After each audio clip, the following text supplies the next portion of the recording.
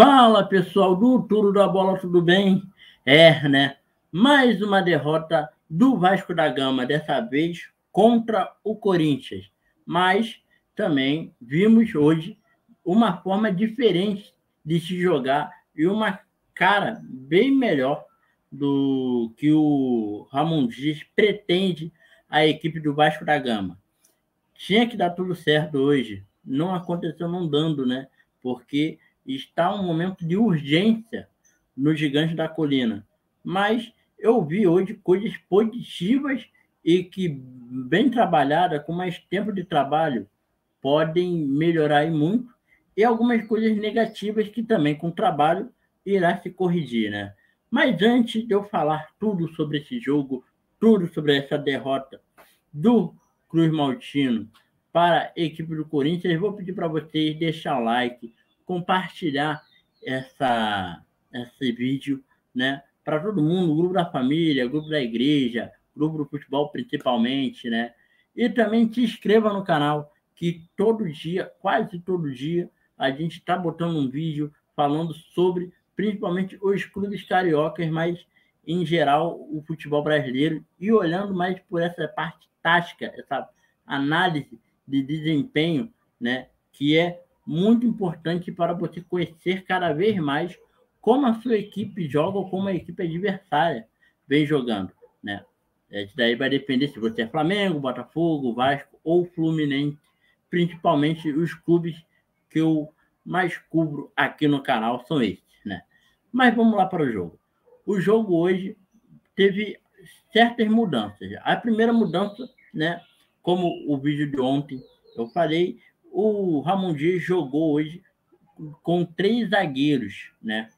E fez uma mudança ali, jogando com 5-3-1, 3-2, né? Fazendo essa liberdade para o Pumita e para o Piton, né? E fazendo o Medel não subir tanto, fazer essa cabeça de área aí, ser o primeiro a ter o combate defensivo antes do trio de zaga que hoje foi feito por Miranda, Capasso e o Léo Pelé, né? Então, ontem mesmo eu falei que tinha preocupações de como o Vasco iria se defender, né? Atacar estava muito nítido como o Vasco iria fazer, dando essa liberdade, principalmente para o Pumita, que ele tem uma qualidade ofensiva ótima, mas defensiva não tinha tanto, não ajudava tanto na defesa, né? E poderia correr risco por esse lado. Ofensivamente, né, o Vasco jogou bem, né, até ali os 30 minutos do primeiro tempo. O Vasco conseguiu, no lado ofensivo, e bem, até principalmente com o Pumita, né, ele com essa liberdade teve finalizações, teve passes que poderiam ter se resultado a gols. O Sebastião e o Figueiredo se movimentaram muito no ataque, né? O Praxedes, é claro, ele não estava ainda habituado, não estava entrosado, mas teve bolas, né, lançadas interessantes, e o Jair se movimentando, tendo essa liberdade de flutuar tanto pelo lado direito quanto pelo lado esquerdo, né? Uma dessas bolas que o Jair, né, esse movimento do Jair para o lado direito, ele deixou o Sebastião, né, na cara do gol, só que a finalização foi para fora, quase fazendo o Vasco, naquele momento, empatar a partida, que já estava perdendo de 1-0 para o Corinthians, né? Então, teve momentos bons do Vasco na partida de hoje, mas acabou não sendo conclusão de gols. Coisas bem diferentes que aconteceu com o Corinthians, né? Um dos primeiros lances que via que não estava ainda encaixado, e é como eu falei ontem, demora a encaixar uma mudança tática essa, tão grande assim, da forma de jogar, que um dos primeiros lances foi um lançamento vindo da zaga para o Roger Guedes, né? E pegou o Pumita e o Miranda. Eles não conseguiram acompanhar a velocidade do Roger Guedes, que acabou cortando, né? Passando os dois e fazendo um lance perigoso, só que não acabou saindo o gol nesse momento. E um outro lance, aí sim que, ao meu ver, começou a dar um problema e daí saiu o gol, foi essa liberdade que deram, principalmente ao Renato Augusto, no meio de campo. Foi uma preocupação minha, né, de saber como que o Vasco defenderia. Eu até achei que ele iria fazer o que ele fez no segundo tempo, né, fazer uma defesa de 4-4-2, dando essa liberdade para o Pumita não voltar tanto, jogando o Miranda mais para a lateral direita e o Medel descendo para fazer a zaga, principalmente, e deixando o Léo Pelé fazendo a lateral esquerda. Não foi o que aconteceu, né? O que aconteceu foi que o Vasco se defendeu num 5-3-2 e acabou dando uma liberdade um pouco maior para os criadores, né? O Renato Augusto, o Alisson, que fazia muito dessa da direita para a esquerda, né? Ele se centralizando, e o Roger Guedes, que trocava muito com o Renato Augusto, né? Às vezes o Roger Guedes estava mais centralizado, às vezes o Renato Augusto estava mais centralizado. E por esse lado, né, pelo lado de esquerda de defesa do Vasco, acabou saindo o primeiro gol, né, do Corinthians, que foi uma bola, né, lançada, tocada no lado direito, que acabou o jogador do Corinthians realizando o pivô centralizado, e o Maicon chutou, fez um belo gol, finalizando e marcando o primeiro contra a equipe Cruz Maltina. Depois, a equipe do Vasco começou a se adaptar, mas também começou a errar também. Começou a bater o nervosismo, começou a não atacar tanto, começou a se defender.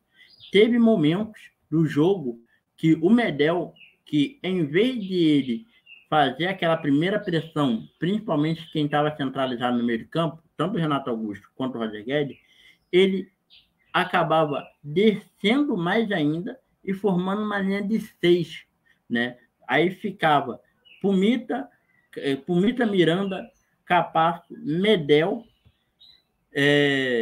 Léo Pelé e o Piton, deixando a equipe do Vasco só com 2 jogadores no meio de campo, né? E deixando a criatividade de Renato Augusto e de Roger Guedes e do Alisson também, nesse meio campo, bem tranquila, né? Bem tranquila de ser realizada, trocas de passes de muitos minutos, né? Com o Corinthians. E essa foi a tônica do primeiro tempo. Muita defesa, o Vasco acabou não atacando mais, né?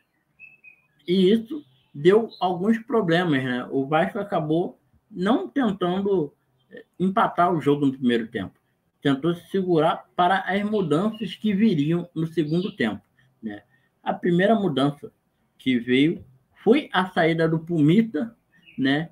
E jogando assim o Miranda para a lateral direita, né? E ele acabou descendo o Medel. Orelhando acabou entrando no lugar do Pumita, né? Figueiredo saiu, entrou Gabriel Peck, e Paulinho de Paula entrou, né, no lugar do Jair. O time começou a fazer na defesa uma defesa em 4-4-2, né? Uma defesa um pouquinho mais sólida, não fazendo o Orelhano e descer tanto, né? Começou a fazer uma defesa bem melhor do que estava acontecendo. E num belo chute, aí entra também a qualidade do Yuri Alberto, nesses momentos, que ele pega a bola, ele já desequilibrado, finaliza e a bola vai no ângulo, sem a chance do Léo Jardim fazer qualquer defesa, né? Apesar de ter bons ataques do Vasco da Gama, quem aumentou o placar foi a equipe do Corinthians com o Yuri Alberto, né? E com isso o Vasco não foi te achando, até que o momento começou a melhorar, né? Defensivamente, principalmente, né? Ali, e depois ofensivamente, que numa bola lançada pelo Praxedes, encontra o Gabriel Peck, que aos trancos de barranco consegue driblar o goleiro e marcar o gol. Só que depois disso entrou a afobação do Vasco da Gama, que em 2 minutos, né, ou menos que isso, o Vasco tentou ir para cima, acabou não roubando a bola. O Yuri Alberto pegou, finalizou, só que foi interceptado, né? A bola voltou, foi para o lado esquerdo de ataque do Corinthians, num cruzamento, acaba o Paulinho de Paula, que tinha acabado de entrar no segundo tempo, colocou a mão e o pênalti, né? Pênalti indiscutível. O Corinthians foi lá, Roger Guedes foi e fez o terceiro gol do Corinthians, matando tudo que fosse possível, todo o ânimo do Vasco da Gama, né? Depois desse lance, o jogo ficou mais morno, não teve tantas diferenças assim. O Corinthians pôde até aumentar o placar, coisa que não conseguiu, né? Mas é aquele negócio. O Ramon Dias, ele mostrou o que ele pensa para o Vasco da Gama.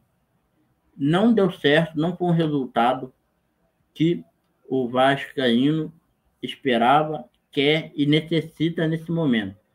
Mas vimos que tem coisas boas e com mais treinamentos, né?